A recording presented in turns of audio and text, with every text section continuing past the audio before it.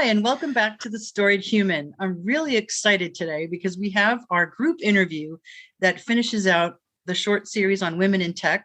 I have two women I adore, I used to work with, who agreed to come and share the stories and some of the pain of working at actually going to college and majoring in a male-dominated field and then working in a pretty much male-dominated field.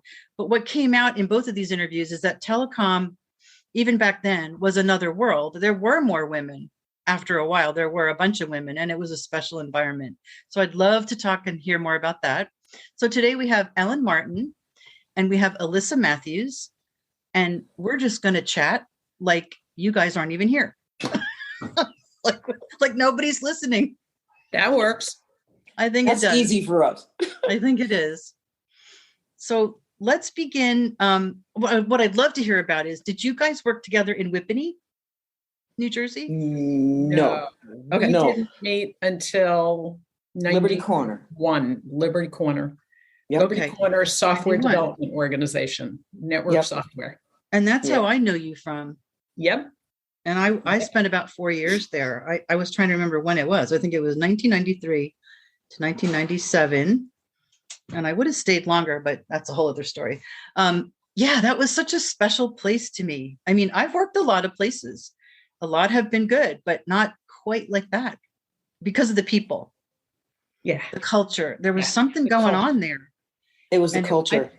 I think I lovely. was there from 91 to 98, give or take, but Mhm. definitely it was partly the 90s. Anything was possible, but also partly the team for sure. Yeah. Yeah. And the Definitely. management. Anything is possible. There Yeah. was just the sense of, you can do anything in software. Yeah. And there was the money to back it up. So Yeah. Yeah. And the Yeah. support. Well, I don't think unfortunately, go ahead. you can do anything in software within limitations. yeah.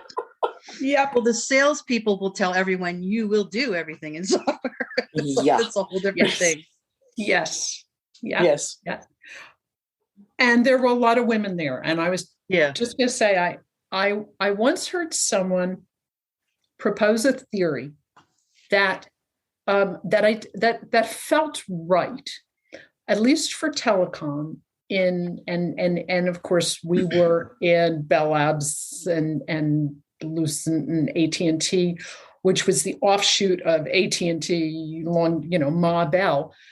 Way back when in the 20s, women were hired preferentially to work in telecom because phone lines carry women's voices more accurately and better with less noise and less loss. So women speaking, hello, is this the number? Is this the person to whom you are speaking? Is a much better voice than a man's voice. It's crisper, it's clearer, it's easier to understand. So women switchboard operators, women telecom operators became women supervisors, who became women line managers, who became women technical managers. So who became essentially then women management in the support organizations. And initially in the 60s, 70s, 80s, the processes and software and tools and resources were considered support organizations. And so women in management just flooded into the business software support. And we saw that in the business software support organizations. We saw it in the operations organizations. We saw it in the network operations center organizations. We saw it in software and technical sales. So women inside AT&T, women flooded the software organization, and AT&T preferentially hired women in software, preferentially, in fact, because that then balanced out all the men they were hiring and still hiring in hardware and hardware. Yeah. That's a great theory. It was unusual to be a woman in hardware. But yeah. I think one of the things that helped me get hired in 1982 was that they were actually actively looking for women in the technical ranks, and starting in like the TA level all the way up to MTS and beyond, they were actually looking to start staffing up our software female presence. So it made it so that it was nice to work there. It made it so that you didn't feel like you were one female in a room full of males. So definitely. I think it was different. I think it was ahead of other industries because I've worked in I've had jobs in other industries, especially financial and banking. It at least like 10, 15 years ago was still very traditional, male dominated. It just didn't have that same feeling. I don't know what it is, but I think it might be what.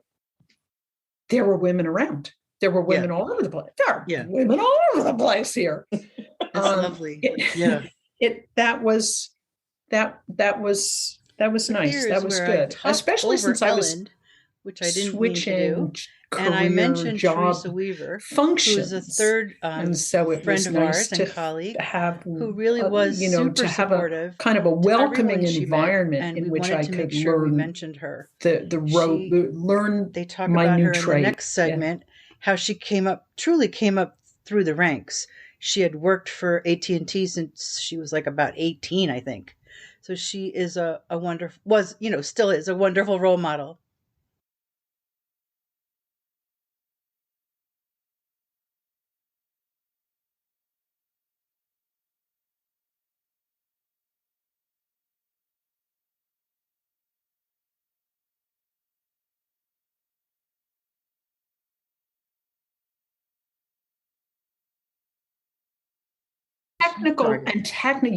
Technical women who didn't look at you cross-eyed when you said you were a math major and not a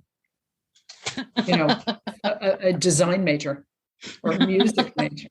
Oh, music. I was a music major. I know. Yeah. Isn't that cool? I'm picking on you. It was a music major. A music major. That said, you guys, one of the things I think that we need to keep in mind is that while Bell Labs and AT&T was a supportive mixed environment, more diverse, when we went out into the RBOX, into the regional companies, Bell operating companies. Thank you, because I'm old and I forget these things now. I don't speak telecom anymore. When you went out into the RBOX, it was male dominated. It would quite often be Ellen and a room full of men. Yeah. And Teresa, by the way, was one. Teresa Weaver, another friend of ours, was somebody who exactly came up through the ranks from being an operator, and I think even a switchboard operator, to being operations, to being a line supervisor, to being to being essentially a technical requirements analyst. Mm-hmm. And she navigated that world for a long time of all men. Absolutely did. She did so with grace and ferocity. Ferocity is a good word, Elissa. It's a fantastic word. But that really was her. And there were other women equally. I mean, we had a lot of women managers. I hope at some point in the future you get Fran Hennig on here, who was I love Fran. One of the first women, if not the first woman department head in Bell Labs, and she did so with cool grace, serene pressure under fire. At all times. We had a lot of women around us that were. We were lucky. And we had department heads. When I joined, we had women department heads. Yeah. Fran was one of them. Erna Hoover was another one. Yeah. And so it was an environment that nurtured diversity. It wasn't just, you're a woman. Okay, well, sit over there and type, that kind of thing. It wasn't that at all. Right. Yeah. That's the other thing. Not only women, that's a good word, diversity. I mean, it was diversity of all kinds. Yes. Which was fun. Because it did not matter what your personal life or aspect was, other than, can you fit into the team? Are you a team player? Yeah. And can you do the work? Can you contribute? Right. Yeah. Can you deliver? Can you deliver? And do you work well? Do you play well with the other kids? It was about the Exactly. work. Yeah, very good. Yeah. And the team. You said hardware, and that was still male dominated, Ellen. And you just brought back a huge memory of mine. When I worked, before I came to Liberty Corner, I worked way before I came to Liberty Corner. I worked with a bunch of guys, engineers on hardware stuff. And we had to understand, we were still doing it really old fashioned. I was literally sticking pages of Murray Hill had a huge typesetter printer, and we would send away Yes, we for did. And we did all these, fancy things. The pages would come back and I would paste them up. I would paste up 150 pages on boards. So that was like an old world, and that was on its way out, but I did that. And the men that were there, they were okay, but you could just tell the difference. They were very much like, hardware guys. They were just a little more not super social, not super accepting. I just remember feeling, okay, I can do this. My personality can handle this, but never feeling totally comfortable. So yeah, Right. That's part of why Liberty Corner is so dear to my heart, because I went through that hardware world and the microelectronics world later. Just different kind of Elissa, people. I don't think you remember this person, Lynn. I think he was after he left prior to you coming. But Elissa, do you remember Bill Hoyt? Vaguely. We didn't overlap. He was in charge of systems administration. Yeah. In Whippany. Yeah. And he actually was in charge of systems administration. Sam Alexander, I don't know if you remember him. I did not know him from not in the same okay, so it was a little wonky, but there were multiple system administration organizations. There were the Bell Labs comp centers, and they ran everything at Murray Hill, Whippany, Homedale, Indian Hill, and Columbus. Oh, and microelectronics out in Allentown a little bit. That was one organization, and I was in that organization. I had come from Unix development into Unix support. There were some competing small labs that we negotiated with. Yep. Bill Hoyt ran one of those small labs with me. I was a negotiator. I was, I was a developer. But I know the name from the fact that it was one of those sibling mini comp centers, satellite mini comp centers that were up against the Whippany comp center. It took many years for them to finally assimilate the Elmos labs into the main thing that you're talking about. Yes. Bill, I decided that it looked like fun to play in hardware. And Bill said to me, well, come on over and I'll teach you everything. So for a while there, I was, the massive disk drives and stuff like that. I was wielding those things around. Bill never said to me, no, you're a woman. You can't lift those things. I love that. He would say to me, go over there and change that disk drive. I don't know if you remember them. They were huge, massive. So anyway, Bill taught me a lot about the hardware. I think it was very important because it was part of what I did when I helped convert all the RBox onto a new set of systems from the old systems, the 1170s onto the PDP. What was it? PDP 11. Thank you. 11. Welcome. Yes. Thank you. It's been a long time. It has been. Anyway, it was one of the things that I did was knowing how to wield and work in a data center. And that's the reason I could work with those guys in the data centers in the RBox. Yep. And I didn't, Elissa, I had no idea that you worked in the same type of organization. Wow. Yes. Wow. Sam, yeah. I'm finding out all kinds of things about you. I know. I found out about stuff about you that I didn't know, both of you. It's like kind of cool. Now, Bill is an ally. Like that's the kind of person that puts, moves people forward. He didn't care that you were a woman. He saw you had the interest. That's an ally. That's being an ally. And it's a lovely thing. And we don't move forward without those people. So yay for him. Yeah, he was great.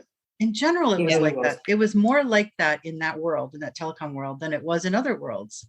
Yes. Because I did have brief stints in other worlds and I never, Oh, Let me tell yeah. you.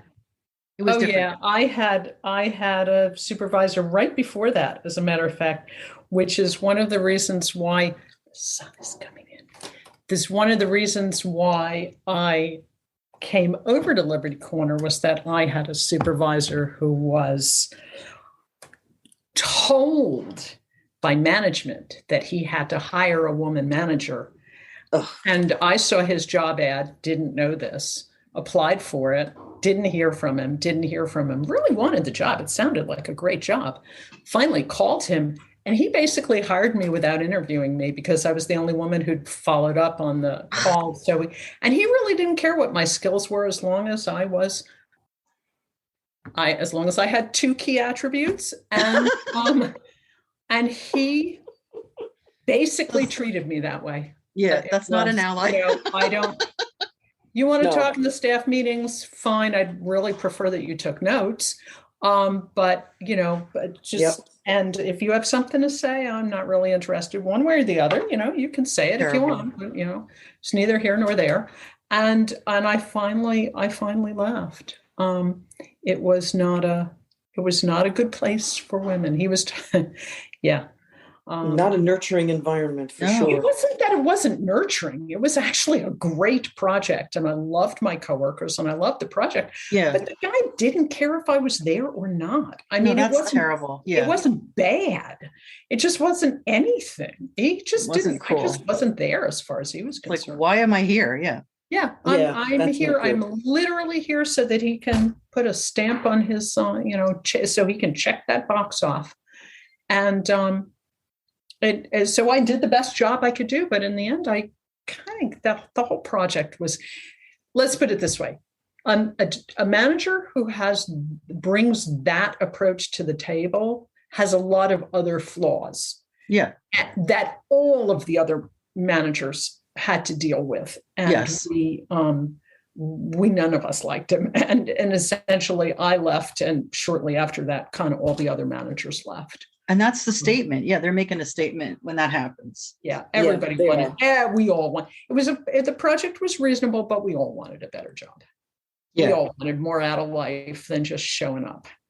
Yep.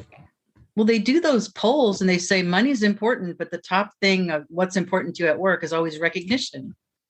We want to be recognized. We want to, be appreciated, our work. Well, exactly. And you don't want to be discriminated against because of whether you're female or Black or Chinese or whatever. You don't want to be discriminated against or ignored because of those things. Right. Yeah. You don't want to be less than human. Right. I want to be a person. I don't want to be a check on a checklist. That wasn't fair. Oh yeah. It was in US West when I was teaching the course how to convert your systems in your data center. And the room had, I would say, more women in it than men, but the manager was male. Yeah. And when he walked in the room, everybody had been gathering and stuff. And I was getting ready up in the front, and he walks in the room and he looks around and he says, okay, he says, so where's your colleague? And I said, what? He said, where's your colleague? Alan Martin. I said, no, Ellen Martin. My name is Ellen, and I'm going to be giving the presentation today. He goes, I thought you were Alan. I said, no, I'm Ellen. And he says, oh, I'm not sure this is going to work. I'm not sure this is going to work. And I said to him, well, I'm here. I'm teaching the class. And he says, well, we'll see about that. So he went and he called my then boss, who was Judy Louie, who does not suffer fools gladly, and very, very sweetly said to him, that's who you got. That's who's teaching the class. Why don't you just sit down and let her do her thing? Bye-bye now. Yes. Good. So I did. I taught the class. It worked out great. And he, after the class was over, he came up and grudgingly said, well, it seemed like you did know what you were talking about. Wow. You got so that like was that. my Me Too moment. Yeah. But I never had it anywhere else. I got to tell you, I totally hear what you're saying. Hardly ever had this. It's all him. Like this guy would explain, like, you have to be careful where the staples go in your magazine, in the crease of the magazine, like how it goes together, because it could cover something important like Playboy and the like centerfold belly button. Yeah. Yeah. That was his example. And he thought that was okay. And I'd be like, oh my gosh. It's like, there would be something like that every day. And comments about what I was wearing. And it gets to the point, and I don't think people talk about this enough. It gets to the point where they really believe that you're not as good as the guy. You know, he definitely perceives us differently. And honestly, you know, I'm not tooting my own horn. It's just, we weren't that different. So that's my issue. I mean, I can almost take the stupid comments, but it indicates how you're looking at me, and that affects work. I have to say it's just as weird when it goes the other way. I mean, yeah, I had an occasion or two, you know, an occasion where people assumed that I was there to take notes, or that I wasn't, get the coffee. You know, I wasn't technical, get the coffee, to, you know, whatever, or that I wasn't technical or whatever. But it was a little weird because you didn't quite know what to do. Okay, so you might want to cut this out when you edit it. But I was in a couple of times where, like, we'd be doing something and it'd be, you know, 5 guys in the room and me, and we're all doing something. And somebody, one point, one guy turned to me and went, Elissa, hurry it up there. We're getting down to the short strokes. I mean, oh my God. I mean, a woman would never say anything like that. Or, there was one time where, however, he was obviously comfortable with you. But that means he thought of you as one of the guys, right? Yes. Where they think you were one of the guys. I was once, when I was first became a supervisor, I was in a staff meeting, department meeting, and all guys. And we had this one guy who was very close to retiring, and he used to sit in his chair, leaning back in his chair with his feet on the table, fat, you know, he looked like he was sleeping. And at one point, somebody said something, and he sat up and he said something, and then he looked around the room, and then he leaned back and he put his feet up again. And the department head said, would you care to expand on that? And he said, without even sitting up, his eyes still shut, he said, nah, I shot my wad. I'm going back to sleep. Oh my God. Okay. And then I realized everybody's looking at me. And the department head was so offended. He was much more offended than I was. And he wanted the guy to apologize to me. Yeah. And I'm like, and thinking, that makes it even worse. Yes, because now I'm being singled out. But I wasn't directed towards exactly. For being I'm being singled out for being a woman. And I'm not only singled out for being a woman, I'm singled out for being delicate. Yeah. Yes. Yeah, you're right. Yes. Yeah. And I need to be protected.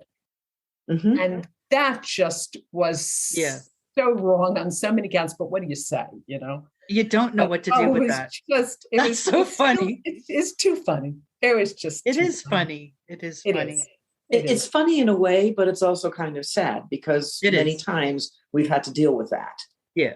And but you know, I was more offended by the department head telling him I agree. Apologize to me than I was by the fact that the guy forgot to be polite around the lady. Which actually, is a whole different thing. It's like in mixed company. I think that's what it is. At some point, people forgot that it was mixed company. Yeah. But you know what? Even if it wasn't mixed, anybody in the room should have been offended by that. He was just being a jerk. Yeah. He was just a jerk. But an equal opportunity jerk. Right. Well, and it's not like he commented on you or said something about you. Yeah. That's different. Yeah. Yeah, that's true. That's true. And you know what? If somebody else in the room was offended by his language, it was up to them to say so. Yes. It wasn't up to the department head to speak on my behalf. Yeah, that's true. That's a little offensive. Yeah, I would have a hard time with that. And to this day, I don't think that, but that's the way it was. Yeah. The guys did things that they didn't realize was wrong. No. Right. They thought that they were being, they were being, and what they were doing was riding to the rescue. Yes. A situation that didn't need rescuing. Well, I was going to say, Or like when I was- would walk into a meeting, in Bell Atlantic, for example, and I'd walk in and it'd be a room full of men. They would say, "Uh-oh, Ellen's here. Behave yourselves, guys." Oh, that makes you feel funny. No, it didn't make me feel funny. I laughed at them and I said, "Yep, you better watch yourselves. You better watch move on." yourselves. But Elissa's story, sit the fuck down. Alyssa's story reminds me of how uncomfortable men are trying to respond. Like they know what that guy said was wrong, but then they over respond. Like Elissa said, the whole thing is very awkward and a little sad. It's like, Mm-hmm. Yeah, I think part of it was also, and you can't blame the fellas. Many of them didn't know how to behave. Right. They didn't know, well, should I be standing up? Should I be helping this woman sit down? Or should I be paying for lunch? Right. Instead of just saying, okay, this is a colleague and here's a colleague and we're just going to move on. Yeah. I mean, and behave yourself. Right. Behave yourself with decency and politeness. The good news is I'm at Verizon right now and it's like a world away. It's just totally great. I don't know if it's because the Ericsson guy came over, Hans. I just never saw it so progressive and so accepting and just really supportive of women and really supportive of, not just talking the talk about diversity, but really making it happen. And people just treat other people like people. It's sort of like what I dreamed of back then, like, right. We had these pockets of weirdness with men. It's been a long time coming, Lynn. Yes. Yeah. It really has. And I don't know, I would love to see statistics, but does it look to anybody like women or we're losing women in tech? I'm seeing fewer women. Is it actually have I moved or have the women have I moved or has everybody else moved? That's an interesting question. It'd be interesting to ask Jen about that because Jen is still a woman in tech. My daughter-in-law. Well, so am I. And I'm in a woman-owned company, but I see very few women. I'm a woman in tech. I'm working in the AI&D, the artificial intelligence and data modeling, and there's a bunch of women. Our boss's boss is a woman. Well, this is what I heard from our boss's boss, and she's really active in, STEM, women in STEM. She's very supportive. She said and I'm going to get the dates right. In 2000, we made up 17% of STEM workers. Okay. And this year we make up, I think 26%. So she said it's a jump. But she said, it's not enough. It's not enough. And I want to, we have to encourage young women to go into STEM and to keep pushing. See, yes. Now I was teaching programming and system engineering at Raritan Valley for a few years. Mm-hmm. And I would routinely have a class of 20 or 25 students, of which 3 were women. Really? I think that was 3 women was probably my high point, and it was a system engineering class. 3 women instead of 20 people and 3 women. It could have been a function of the college because what I'm seeing is we get Cliff went to Clarkson University up in Potsdam, New York, and got his engineering degree back when I was a music major. And we get magazines from them, and there's a tremendous number of women that are in that school in all kinds of technical orientations. And it's not just computers, it's also engineering and all the rest of that stuff. Biochem and math. It does seem like women are moving in, but it's still, let's face it, it's still male dominated. That might be maybe fewer in engineering, but more in biochem research. Biotech is big now, and they push young women to go there. Math, statistics, accounting. Used to not ever see a woman accountant, and now they're all. If a woman was doing math, she was a bookkeeper. Yeah, right. Yep. There's more women going to college. There's many more women going to college. So that's actually I read a statistic. Recently that women make up more than 50% of incoming classes now. Yeah, and so that's very good. And but not quite 50% graduation. Oh yeah, we Right. don't know. Yeah, Right. Yeah. It's women the don't. incoming is more than Women 50. have a higher dropout rate, but not Yeah. much. Not much. It doesn't go Yeah. from 70% incoming to 30% graduating. It goes from 51% incoming to 48% graduating. Right. So Which it's isn't slow but terrible. steady. And my hunch is that we got to the 26% quickly in the last decade. Like I think there was a leap. I think it wasn't an even uphill thing Right. from 2000 to 2022. I think there's been I know just from having kids in high school like 7 years ago, the emphasis was, oh, you want to go into biotech. So everybody was focused, they said STEM, but they meant biotech. That's like the big thing now. Yeah. And one young woman who graduated with Catherine did go really far and loves it. So yay. And I want to see more of that, Yep. It does seem that there's still women going into things like systems engineering and software and development and that sort of thing. And I think that we actually help break the ground in our generation. I like the idea of that. Yeah. I think it's true. Yeah. Yep. Again, the supportive atmosphere, I just don't even think I fully appreciated it while I had it. And then as time went on, I would go back, look nostalgically back and say, boy, we had it good. We actually did. We had some very fine management at Liberty Corner. And I do think it did foster the supportive roles that the management played. And I had some extremely good women role models, but also some men that were very, very good. Right. And they we can't just say it was all women. They not only supported us, they supported each other. Yes. It was clear that above the management chain above us was a team. And I think that went all the way up through Ingram and blah, blah, blah, it went all the way up. That's very powerful. Never any sense that the department heads were fighting with each other or fighting with upper management. There just seemed to be, whether everybody seemed to come together. If it wasn't a consensus, it was at least agreement. And then the entire place moved forward as a team. Yes, I think that was one of the reasons that I spent 20 years. I spent 20 years in the same organization. I mean, we changed companies 3 times, but I spent my 20 years in the same organization before they retired. That's amazing when you talk about like how people usually don't.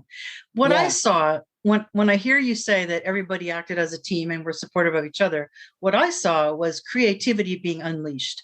I saw people excited about their work. I was in meetings where people had these really exciting creative solutions.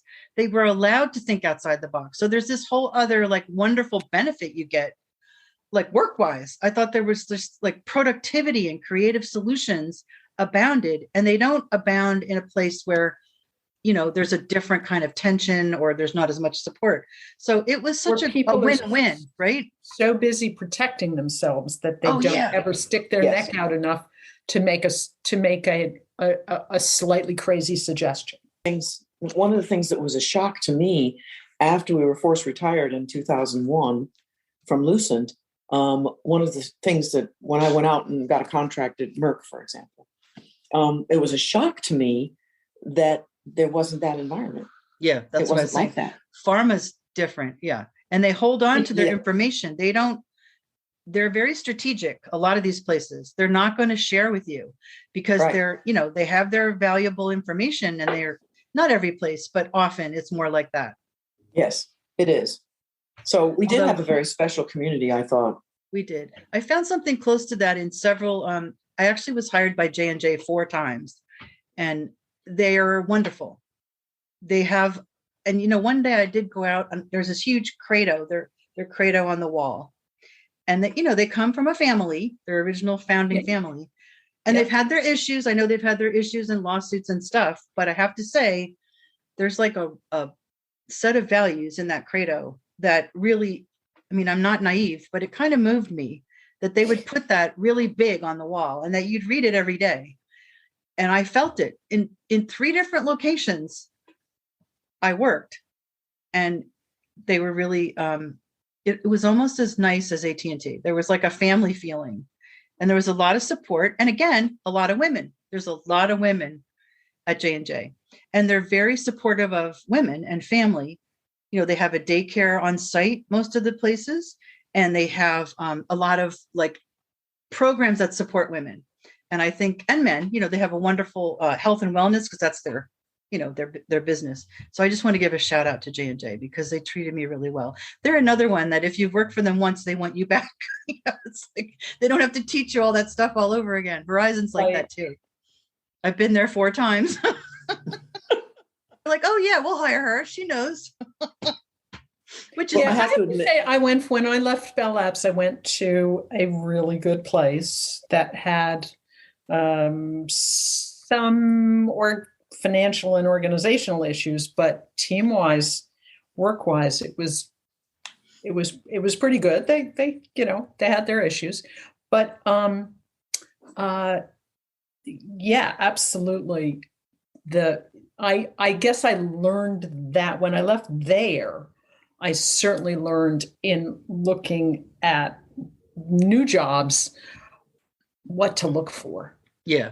And I remind the kids that I talk to, especially when I was teaching, when you go for a job interview, you're interviewing them as much as they're interviewing you, because you don't want to grab any old job and then say, I hate working here. Yeah. It takes some time, and you're going to make mistakes, but you want to at least go into the interview thinking, is this a place I want to work? Try to see. Do they want me, and do I want them? Yeah. And you'll get it wrong sometimes, but you got to at least ask the question. That's really good. That's a very good point. That's a very, very good point. That's really good. Yeah. Now, you can't go too far. I interviewed somebody for a job working for me at my current position. And he basically, his first question, interview, talk. I said, do you have any questions? And he said, yes. He said, I have a question. How is working for you going to improve my resume? I went, well, you know what? It's not as if this interview was going all that well to begin with. I don't think it is. What can you do for me? I mean, it's a reasonable question, sort of. It sort of gets, but it was the way he asked it. It's a little cocky. And it was basically like, the way he asked it was basically, I really haven't been paying attention to anything you've been saying about the job. I've just been waiting for my chance to find out what's in it for me. Yeah. It was just something like that. Yeah. That's right. Chemistry is not there. So.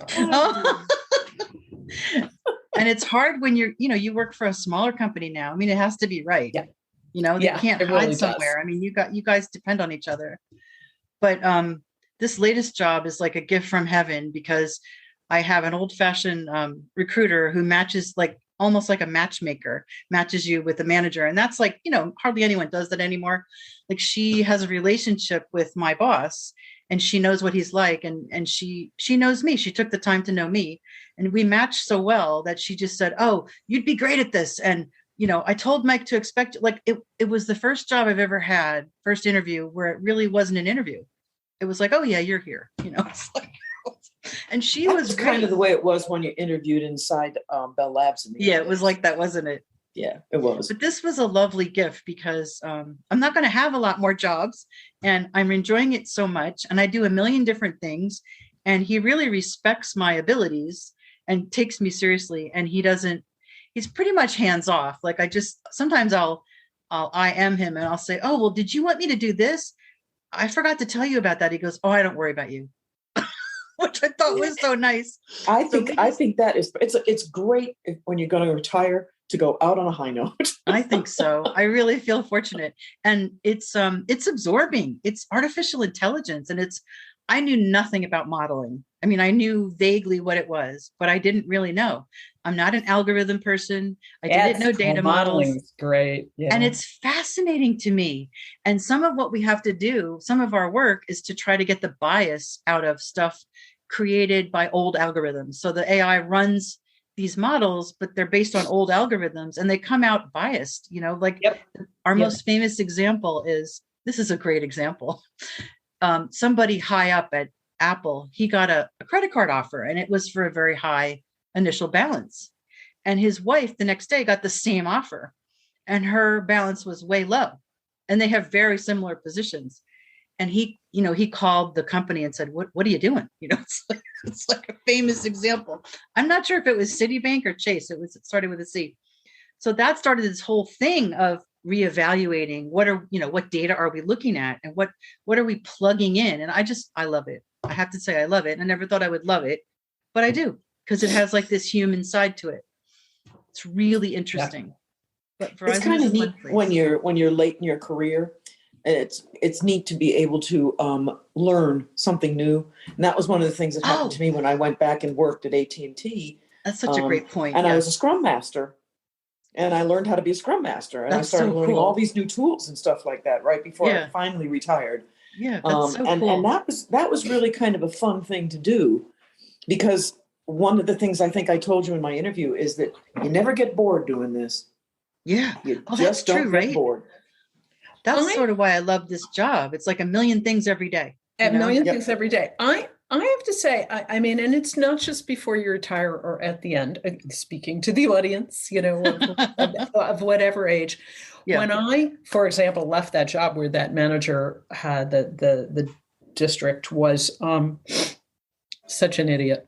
And I was just leaving. I called a lot of people and said, I'm leaving management, and I'm stepping down. I don't want to be a supervisor anymore. I want to go back to being a developer. Do you have any openings? If you don't have any openings, do you know anybody who does? And one of my department heads said,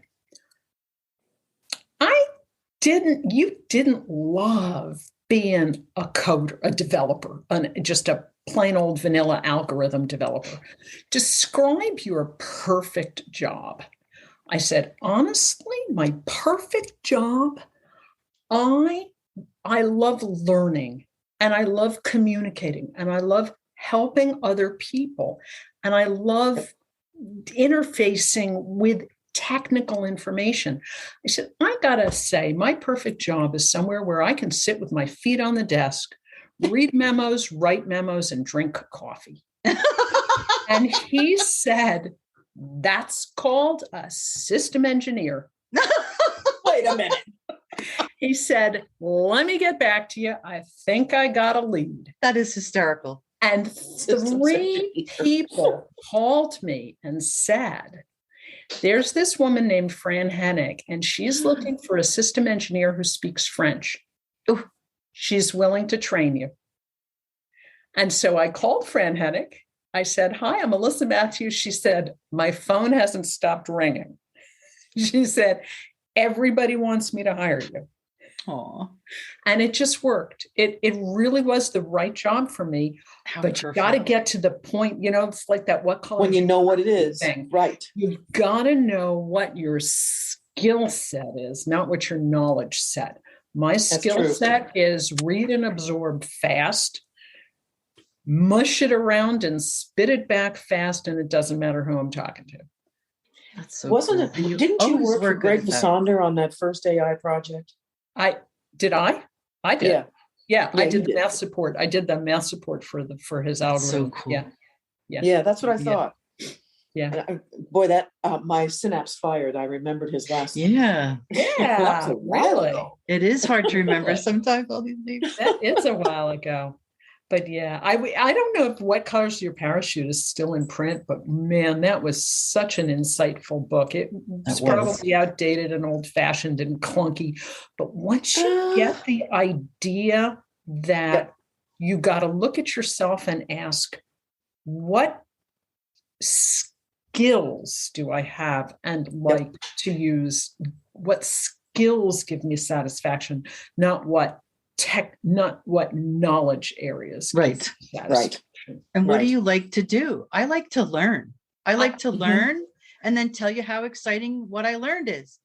Yeah. I like to invent crap and then tell people, I once said to somebody, I put it on top of my resume. My outstanding skill is I can bang that square peg into that round hole and tell you how I did it. Yep. Oh, what did you say, Ellen? Taking stuff like Elissa's square peg in the round hole and going out and teaching the people how to actually do it themselves. I'm like the unofficial teacher of everything. Like on my team, I'm just the unofficial, like everybody goes, oh, Lynn knows that, go to her. Like that's where I've settled happily. Like if there's some weird change in a system, like we have this literally Gothic, impossible timesheet system that we just moved to from the totally logical and understandable field glass. We moved to something that is like a nightmare, right? So I got on it and I learned it and it sucks. And I wrote a user guide and everybody that comes in says, oh yeah, Lynn knows that, talk to her. And that's just the way it is. I do that with Confluence. I do that with and I love that. So yeah, It's like what lights you up? Like, what do you really like? I like to help people. I really do. Yep. Me too. That's like the part of it. I think too, that once you find out what that is that you really like to do, go after it, enjoy it. Yeah. There's a place for it. There's whatever it is, that you can make. If there isn't a place for it, you can find a place. Isn't it? If there isn't a place for it where you are now, you can find a place for it. Exactly. I agree. I think that people need to keep it. Once I realized that really I wasn't going to change the world. I just wanted to be able to enjoy the world and enjoy where I was working and enjoy the people I worked with. Yeah. You have to get past that. I wasn't going to be the vice president of whatever. Yeah. Then I could sit back and enjoy what I was doing. Yeah. That's and good. I think people bouncing around and moving around is so much more acceptable than it was when we were coming. Oh, it is. When we came in, if you went to work for AT&T or IBM or J&J, you were there till they carried you out feet first. Right. It's or so they different kicked you now. out feet first. Or they kicked you out. Yes. Well, no, because they weren't kicking people out, too much in those days. Not until 2001. Yeah, kicking people out came later. Yeah. I mean, I'm sure there were layoffs in the in the 70s. I don't know. Well, I tell you, when I joined in the 80s, it didn't happen. Yeah, it didn't happen much. Yeah. No, it didn't happen in the 80s, but I did. The day that I joined Bell Labs was September 1st, 1982. And I believe that was the day, 2 days later, they announced the first divestiture. Yeah. And I remember saying to people, what's a divestiture? What's a divestiture? Yeah. And they said, it's not good. No. Those were weird so I had times. 2 years of the old AT&T before divestiture happened in 1984. Yeah. It was wonderful. I was editing FCC filings. I was helping to edit those. Yep. It was a changing world. I was at Bedminster. Definitely. Yeah. Definitely. And I love to go look at that map, that giant network map of the United States. I'm nerdy enough to love that stuff. I love that stuff. Yep, I remember me too. I started working at Bedminster and I had to read engineering and operations in Bell Systems, Engineering and operations in the Bell System. You have one. I do. It's on the shelf. Love it. You still have it? I do. And there's a lot of versions. We saw a whole bunch of editions. I got rid of it all when we cleaned out. But my brother said, what the heck are you reading that book for? I was sitting in the kitchen and there's this big fat book. And I said, cool.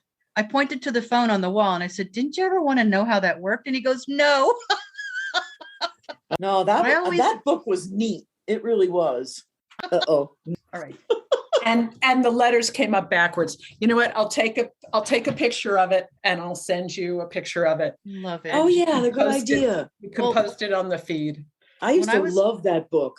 Yeah, I did too. And there were a lot of devotees of that book at iConnective when I did my swan song at a telecom that reminded me of the old days was iConnective. I was there for 3 years and we had to clean out at one point, and I couldn't believe how many versions, how many editions of engineering and operations.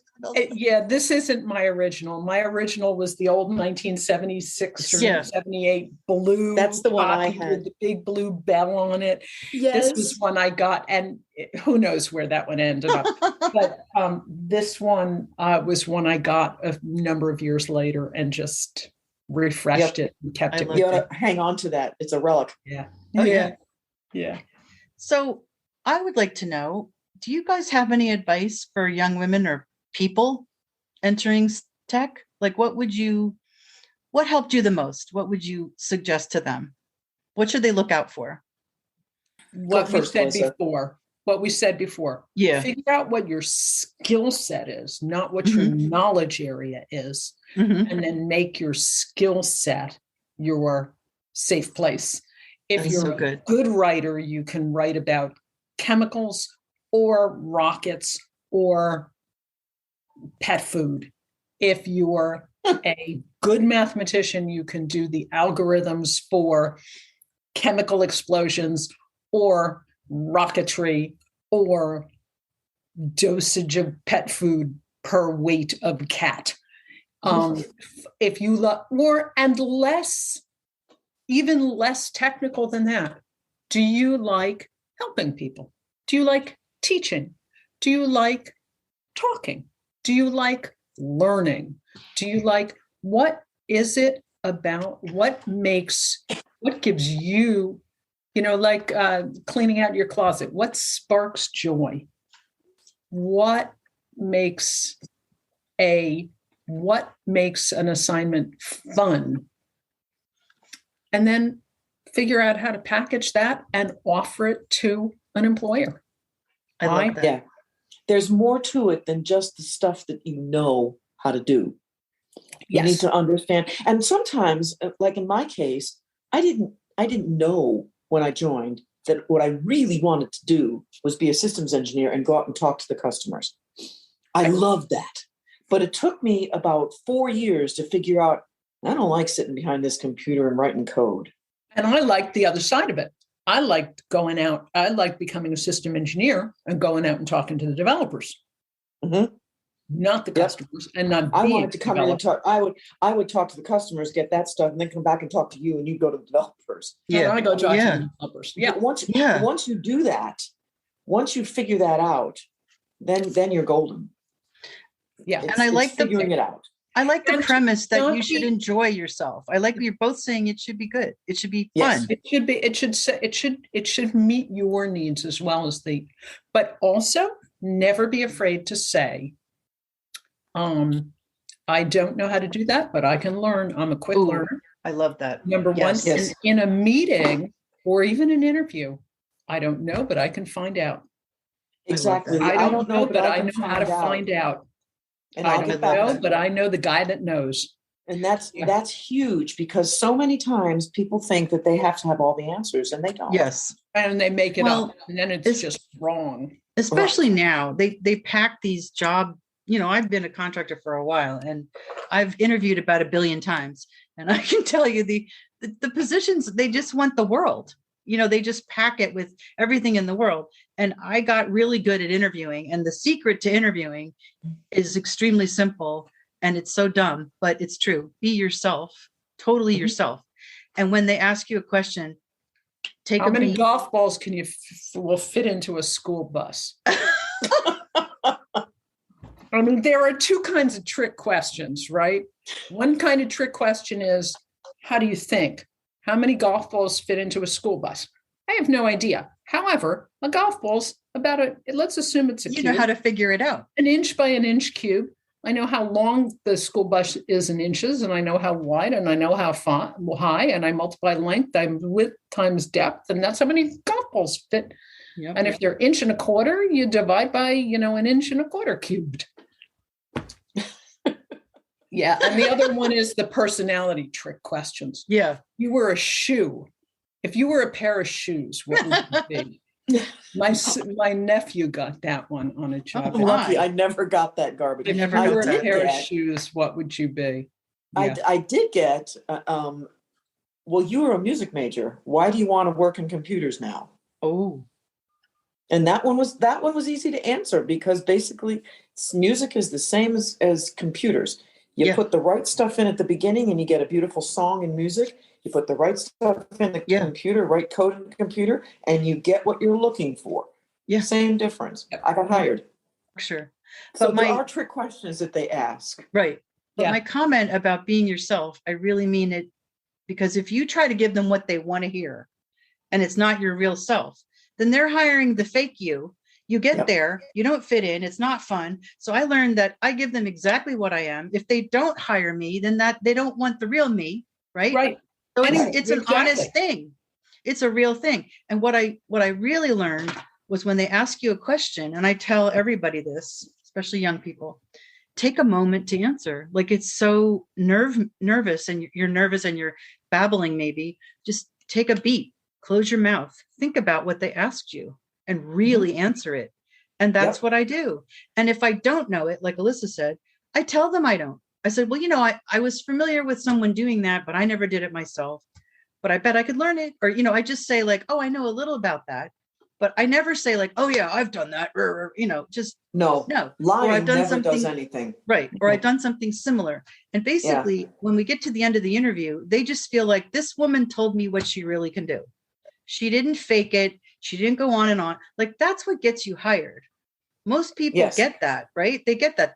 What they get is, I can count on this person to be real at work, to do what she says she's going to do, because they're really rehearsing you for how you're going to be at work. It's so important to not be like. That's a really good point. Yes. Yeah, and that's a very good point. Like, how do I feel with her? How do I? And so I feel like with young people, they're told all this stuff, right? Like, and not just young people. And say these fake, especially if you've worked a long time in one place. My friend is dealing with that. My friend Robin, she was my first interview, and she had a heck of a time trying to get back in, because she had been in data management at this one company for 34 years. So the job scene is different. Job searching is different. Yeah, I think it's new, not young. It's who are all the new or returning, or even if you've been in it for a while and you just want to change your mindset. You're just some aspect of your working persona is new. But I think another important thing to remember is, if you've worked in the same place for a very long time, your resume will reflect that place that you worked for a very long time. Yes. One of the things that had to happen when we were forced retired in 2001 was that we all had resumes that were internal Bell Labs. Yes. So it's all Bell Labs speak. Yeah, I had to translate. The resume needed to be un-AT&T'd. Yep. Until I went to interview for AT&T again, and then I had to re-AT&T it again. Re-AT&T. You have to take it out. That's a really good point. All that garbage out, because somebody in an insurance company doesn't understand what RBOC is. And like what you call stuff, right? And what I noticed is when we got laid off, Rich and I were both laid off in 2018, and they offer these services where you go and you get some counseling about your resume and stuff. And I said, no, thank you, because I pretty much know how to do that. But Rich hadn't been out of work for a while. And so he went and he did that. And they teach you a little too much of this stuff. And they teach young people this too. A little too much of this. Here's how you should answer this. And here's how you should answer that. When my call to action is be Ellen, be Elissa, be Lynne, show them who they're, what you're offering, as corny as it sounds. Like when I didn't get to that overnight. I went through lots of interviews where I was nervous, where I said what you're supposed to say. And that classic one is, what's the worst thing you've ever gone through, or what's the most difficult thing you've ever? Yeah, what's your worst feature? What's your worst personality trait? What is the worst thing that you do? I don't do anything bad. I'm not naming names on the air, but the worst question I ever had, but it turned out to be so easy to answer. Somebody said to me, "Why do you get paid so much?" Because I'm good. I said, because I'm a grown-up. Because I'm a grown-up. I'm good. I'm a grown-up. And I'm not going to come and whine about, that little bit, but whatever. But I was coming off of my first round as a supervisor, my first supervisory job. And that whole job, it continued to astonish me at how the things people came to me with, like, Jack's been smoking in the office. Well, I'm sorry, but we don't have a no smoking policy here. This was 100 years ago. He's entitled to smoke in the office. Well, I don't like it. Well, tell him. Why are you telling me? There's nothing I can do about it. So So eventually we separated them. We put them in two different offices. Okay, fine. But then Jack was smoking in the printer room, or his office was next to the printer room. So he'd light a cigarette, he'd be smoking in his office, then he'd go pick up a printout, and she'd come to me and she'd go, Jack's been smoking in the printer room. And they're like, I said, we don't have a no smoking policy here. I cannot tell him not to smoke. I said, my best advice to you is take him out behind the cafeteria and clock him one. And she did. Oh, no. And then said, Elissa said it would be okay. Oh, no. You know how much paperwork HR had to do? Oh, my gosh. She thought you were serious. No, she didn't think I was serious, but once she actually did it, she figured she could palm it off on me. Oh, my God. When this interview said to me, why do you get paid so much? It was like, because I'm the grown-up in the room. I think that's an easy question. I get paid so much because I'm good. There you go. Yeah. There you go. Hey, it's the going rate for somebody who knows what they're doing. That's it. That's exactly right, because I'm worth it. Yep, I'm good. Well, how can I say thank you? This was so much fun. I think people will learn a lot about what it was like and hopefully pick up some tips for how to move forward, how to make connections, how to get through an interview. Yeah. It was just fun. And we didn't tell one story about TW. No. I thought we did mention her. Just a little bit. We mentioned her. A little bit. Yeah, we mentioned her. We didn't mention too many other people, but we mentioned. I was careful not to mention mentioned T in my interview with you. Yeah, you did. Yep. But my favorite thing. Was the reason I knew Elmo's. Oh, my favorite thing she ever said was, she was in a meeting and a bunch of developers were swearing they could make this date, right? It was like, no problem. We can make it. And she waited and she waited. And at the end, they said, well, what do you think? I'd like to thank you for listening to the Storied Humans interview and the end of our Tech Women series. It was so much fun talking to Elissa and Ellen. I think we could have talked a lot longer, but I really appreciate both of them sharing really valuable memories and career tips. And I wanted to just thank you again for listening. So it's the Storied Human.